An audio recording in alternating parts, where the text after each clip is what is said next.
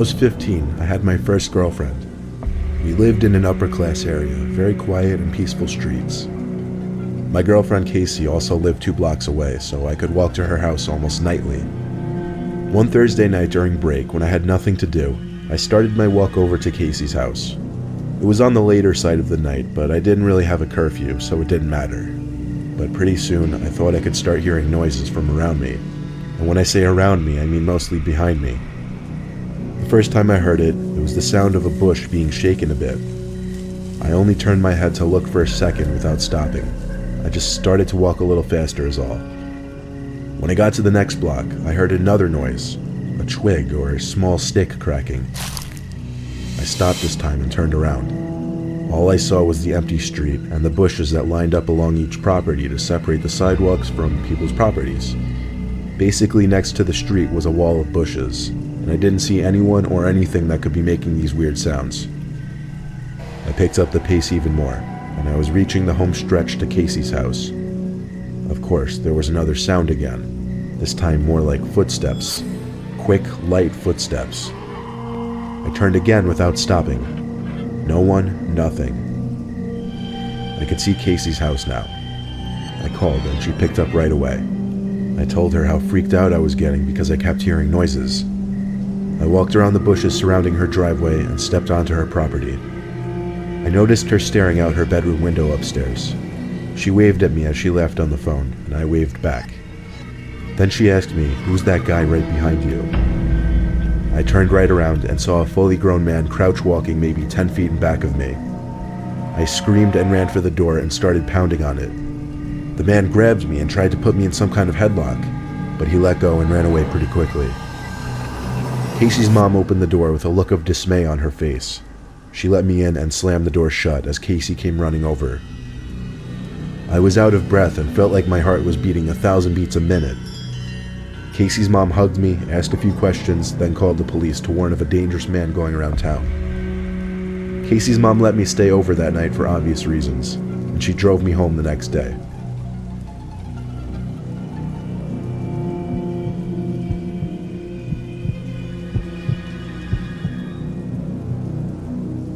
It was a dangerously stormy night. Everyone in my family was doing their own thing. I was in my room watching TV, my parents were in the living room watching some comedy show, and my sister was playing video games upstairs. I usually enjoyed stormy nights like this because it made me feel relaxed. I was relaxed until there was a monstrous bang on my window. I jumped up and looked outside. There was someone outside my window, but the large amount of rain pouring down the window kind of blurred his face.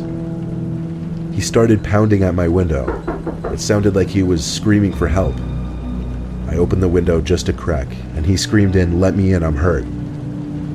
The rain was so loud I had to scream at him to come around front, then I shut my window. I ran outside to the living room to tell my dad that some man who seems to be in distress is screaming for help outside. And then came the knocks and shouts for help outside our front door. My dad was about to open the front door, but I stopped him. I said wait, because I wasn't sure if it was a good idea. Then the phone rang, and on the TV, it displayed the caller ID of our next-door neighbor. My dad ran to pick it up. When I heard him say "no fucking way," I knew something was wrong. He hung up the phone and said stay away from the door. He didn't explain why. He just went to the window to peek at the front stoop. There is where he said he saw a guy crouched down, pounding on the door, holding some kind of large, sharp tool. My dad yelled through the front door at the man to go away before the cops get here. Then he actually got on the phone with the cops. Eventually the man outside gave up, and he disappeared the next time we checked. When my dad was on the phone with a neighbor, he told my dad that he saw some homeless-looking guy rummaging through his shed and came out with a large chopping axe.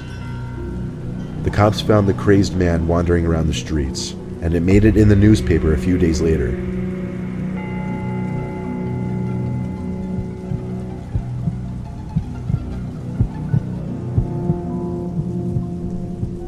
One night when I was a really young kid, I was in the living room watching my favorite cartoon. I had the TV pretty loud, but I thought I could hear my mom calling my name from downstairs. I called back, "What?" She didn't answer, so I guess she couldn't hear me. I heard her call me again, so I went down to the basement. The lights were off, so halfway down I called for my mom. She didn't answer. I didn't know where she could be calling me from, but one thing was for certain though, she wasn't in the basement. I started going back up the stairs, but before I even got to the top stair, I heard my mom's voice again from down in the basement calling my name.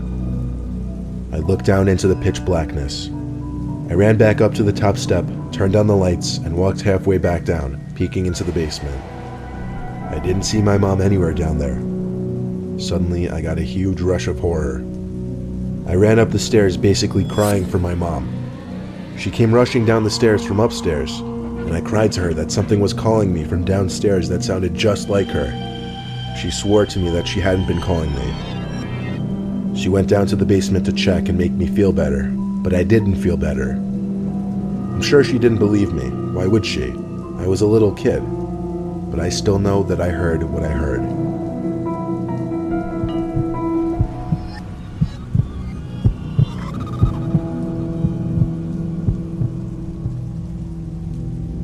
My grandpa recently told me a story. It was about a night he took his dog for a walk.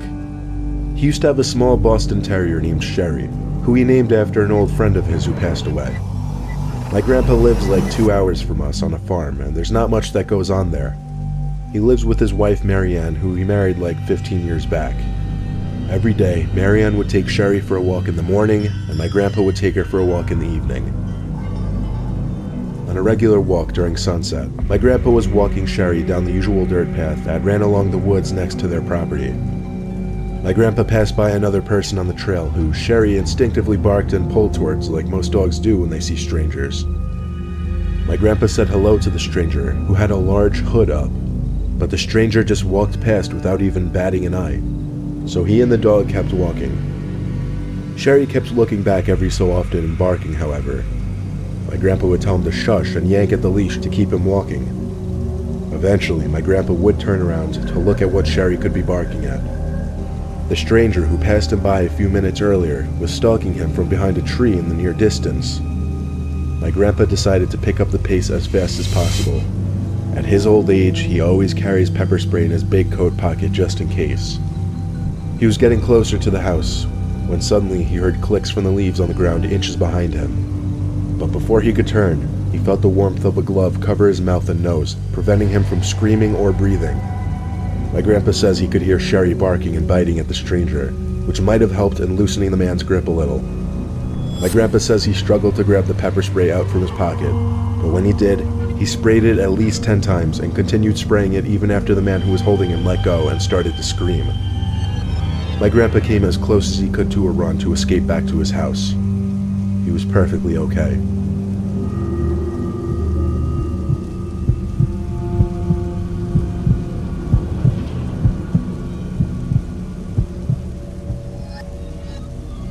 I grew up in California for the first 14 years of my life. Our neighborhood wasn't the best, namely because it was an area that the Crips were known to reside in. If you don't know, the Crips are members of one of the biggest Los Angeles street gangs. My best friend, who I always called Stevie D, lived 2 doors down. We had other friends, of course, but we would often hang out just he and I. We'd usually ride our bikes together around town or play video games, just basic kid stuff. When we were 12, we were biking around the neighborhood one night and decided to visit a well-known abandoned house. It had been uninhabited for many years because no one would buy it for whatever reason. When we pulled up on our bikes to the front of the house, Stevie pointed to the window and said, "Look." I pushed my bike a little closer to the window and focused my vision on it. I could see someone peeking out the window. I couldn't tell if they were looking at us or not, but it was definitely a person's face sitting between the curtains. It was extremely strange considering the place had been unowned for years. We stared for longer than we should have, perhaps, and noticed something else that was strange. The person didn't move their face at all. We inched a little closer, onto the empty driveway actually. Upon getting closer, it appeared to be a Halloween decoration or something, like a fake head. This meant someone had snuck into the house to put it there. Stevie D and I, being the mischievous kids we used to be, hatched an idea to sneak in through the back somehow and check out the place. We hid our bikes on the side of the house behind an overgrown bush then snuck into the yard. To our surprise, the back door was already unlocked. But when we came to think of it, it wasn't that surprising considering it seemed someone had already broken in to put that fake head there. We stepped into the house, but we didn't want to turn the lights on and expose the fact that we were in the house. It was dark in there, but not pitch black, so we could make our way through the house. We got to the living room first because we wanted to check out that fake head thing at the window. It smelled really bad in that room though. I picked up the head from the windowsill and immediately dropped it and screamed. I dropped it not because it was surprisingly heavy, but because it also felt like real skin. I saw a dark liquid pouring out from the bottom of the head that was now on the floor. It was blood. It was a real human head. There were 2 cracks in the ceiling above us. Stevie and I looked at each other with our mouths hanging open. We ran for the back door and got back on our bikes to get the hell out of there. Anyone in our immediate area learned pretty soon that the head belonged to a victim of the Crips, who apparently placed the head there as some kind of message.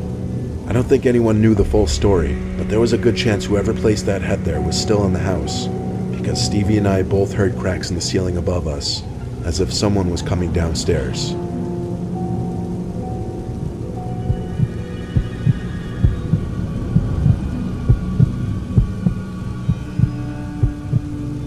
Last year, a guy came to my house's door around 9 p.m. He knocked on the door, so I got my mom, and she went out to see who it was.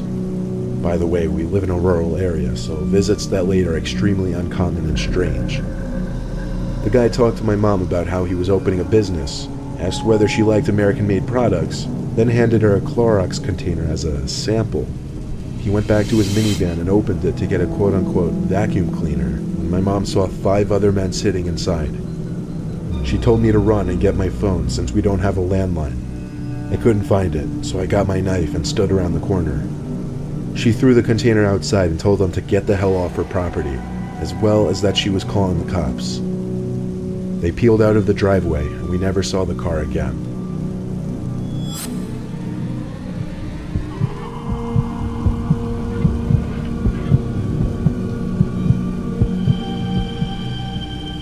I've always been an extreme sports person ever since I was little. Mountain climbing, parasailing, scuba diving, though I've always been an avid skier. I'd go upstate skiing at least 10 times a season, sometimes with friends, sometimes alone. My friend, who I'll call Q, agreed to come upstate and go camping with me so we could do some backcountry skiing, which is basically skiing in the backcountry on unmarked or unpatrolled areas outside of a ski resort's boundaries. It was a 3-hour drive, then a decent amount of off-roading to get to where the hills were. I parked my truck at the bottom of a decent-looking area full of hills, but I also stopped there because I couldn't really drive out much further given that there were too many trees. Q and I then proceeded to unload the back of my truck of all our stuff, including ski gear and camping equipment. Then we hiked about a quarter mile, which was an incredible amount of work with all the stuff we were carrying. We found a perfect place to set up camp, right near the bottom of an uphill, and in a bit of a clearing between the trees. Setting up the tent and unloading our sleeping bags and equipment and such was first priority. When all of that was done, we started our hike up the hill to scout the area. We did a decent amount of hiking, but we also got a lot of skiing in. At one point, Q and I lost each other while skiing down a bigger hill. I assumed I'd meet him at the bottom, or just find him eventually. I checked the walkie-talkie just to see if he'd answer, but he didn't, which meant he was probably still going downhill. At some point while I was walking with my skis at the bottom of the hill, I ran into someone, another skier. He sounded very friendly under a ski mask, asking me where the best hills are and if we were camping and such. He had his skis strapped to his orange backpack. I pointed to the hill I just skied down and also pointed in the direction we set up camp. He said he and his wife were trying to find a good place to set up camp near other people, and asked if I could lead him to my campsite. As much as I really didn't want to trek all the way back there, I felt I had to be a good Samaritan and help this man and his wife. I pulled out my walkie again and said into the speaker to Q that I was going back to the campsite for a bit. I started to lead the man who was behind me, when suddenly I started getting some static from another end on the walkie. It seemed someone, probably Q, was trying to talk to me, but the connection was shit. Nothing I could do about that except for come back to this hill afterwards. It took a decent amount of hiking and small talk with the man before we reached the campsite. I turned around to him and smiled under my ski mask, which I realized instantly was pointless. He sounded very thankful for he and his wife. Then I finally asked him, "Where is your wife?" He didn't answer. He started to walk closer to me. At first I thought nothing of it, but for some reason, something about his skis and backpack just struck me. They belonged to Q. For a split second I thought, is this Q? Is he pranking me? But it wasn't possible. The voice was too different from Q. The man was a few mere feet away from me at this point, and he was picking up the pace to a more intimidating approach. I panicked and jumped into the tent to dig for my flare gun in my bag. The man grabbed my leg, which was sticking out from the tent, and then I felt a sharp, intense tingle in my leg, like a severe electric shock, followed by a burning heat feeling. I screamed in pain as I just managed to pull out the flare gun, push aside the door to the vent, and aim it at the man. He immediately backed up with his hands in the air, and that's when I noticed the knife dug deep into my leg. I ordered the man to tell me where my friend was. He answered quickly, saying near the bottom of the hill he found me at.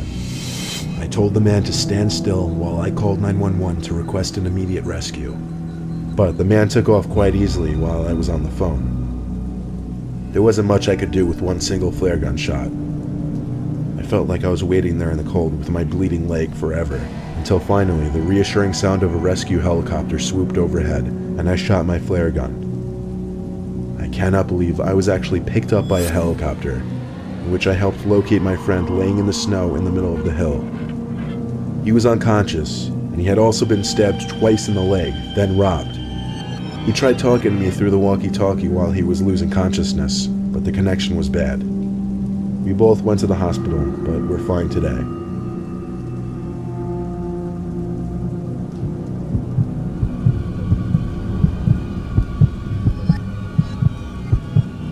I lived in a small college town, and my apartment complex was walking distance from the bar/downtown area.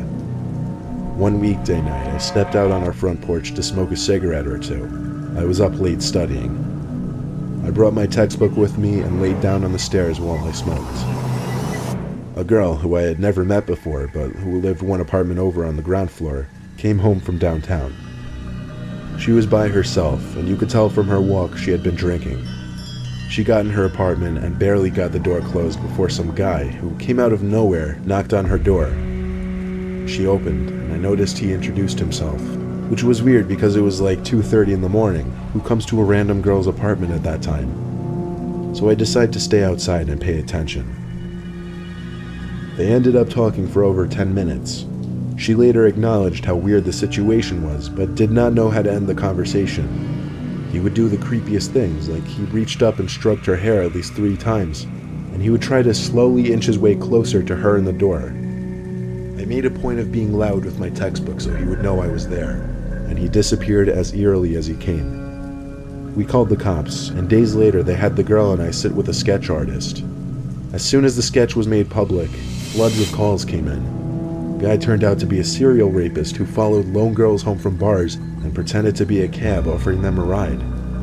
This girl just got lucky because she lived so close to the bars, he didn't get a chance to pull the cab routine.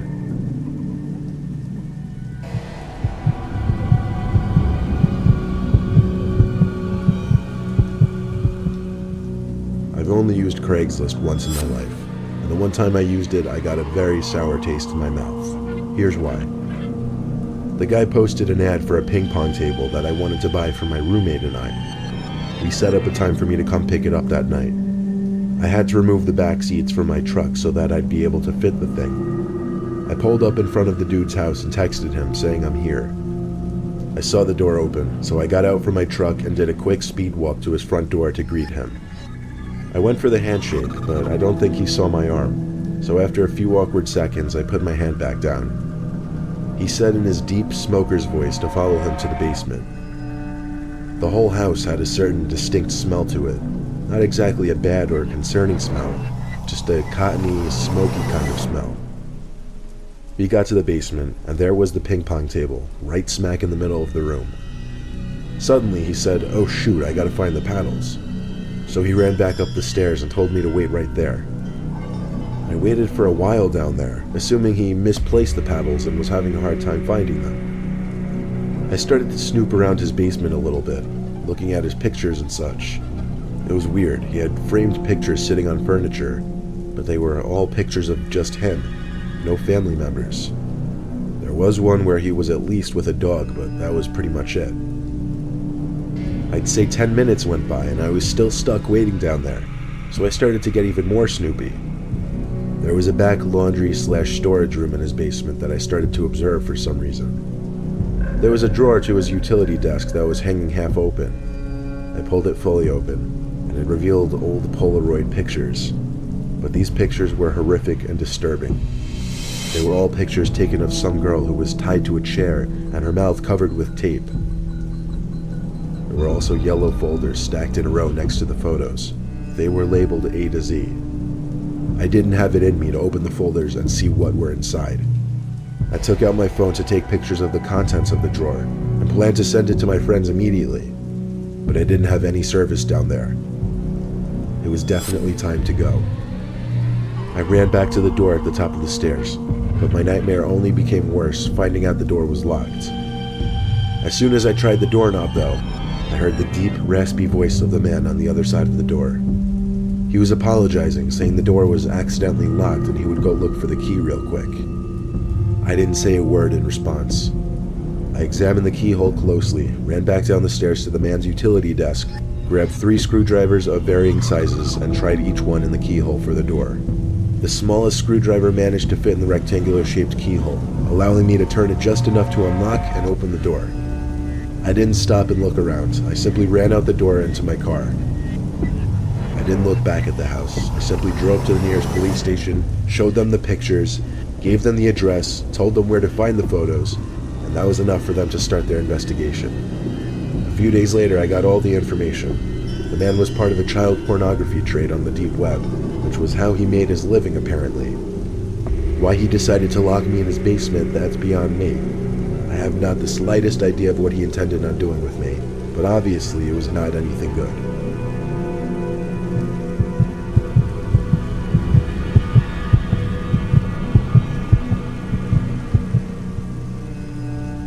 I used to babysit in my teenage years. When I was 14, I babysat for a 6-year-old boy named Cody once. His parents left me with few instructions other than to order a pizza for dinner and not let him go in their room. They also left me with an interesting comment, that Cody tends to act different than other kids and that he'll talk to himself or his imaginary friend, especially when he played with his toys. So, it was midday, pouring outside. I was watching some old Wipeout show that used to be on TV in the early 2000s. Cody was on the floor playing with his toys that were scattered across the living room. Cody kept using the name Agnes. He would act like he was playing with another kid who was sitting in front of him. One of his toys that were sitting across the room from him activated out of nowhere. I only found it weird because the toy was one of those little cube-like things with the crank where you pull it down and some simulated moving racing background came up on the screen. It was the kind of toy that would take effort to activate, and there it was, activated all by itself. I asked Cody how that was possible. He looked at me and said, "Agnes is playing with it." I have to admit, it was a little disturbing hearing him say that. I picked up the toy and turned it off. That night, in the final hour waiting for his parents to come back, I was in the bathroom washing up when there was a knock at the door. "Cody?" I said. I opened the door. Cody wasn't there. I looked into the hallway for Cody. One of the doors at the end of the hall started to creak open slowly, like really slowly. I turned off the lights of the bathroom and walked into the room expecting to see Cody playing around, trying to scare me. Instead, Cody was sitting on the bed in the far corner of the room, looking at me. I asked him who just pushed open the door. "Agnes," he said. Now truly freaked out, I went to pick Cody up off the bed and brought him to the living room, where I spent the rest of my shift until his parents came back. I didn't mention any of the weird things that happened, but when they reached out to me to watch Cody again a few weeks later, I never called them back.